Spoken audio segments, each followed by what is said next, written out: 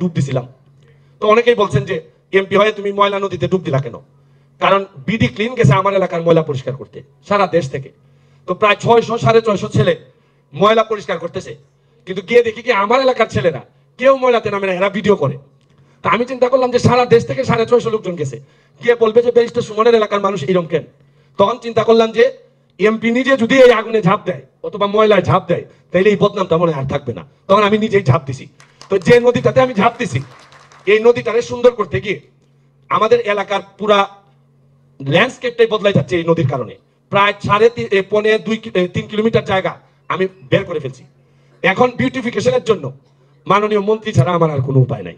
আমি আপনাদের মাধ্যমে মাননীয় মন্ত্রীকে আমি বলবো যে আমি কিচ্ছু চাই না মাননীয় মন্ত্রী, আপনি আমার এটাকে একটু ভিজিট করে দেখে যদি মনে হয় যে এটা একটা সম্ভাবনার জায়গা, যদি মনে হয় এটা একটা এলাকার ল্যান্ডস্কেপ বদলাই দিবে, তাহলে আপনি আমাকে একটা বরাদ্দ দিবেন। এই ফাঁকে আমি একটা তদবিরও আপনার কাছে করে নিচ্ছি।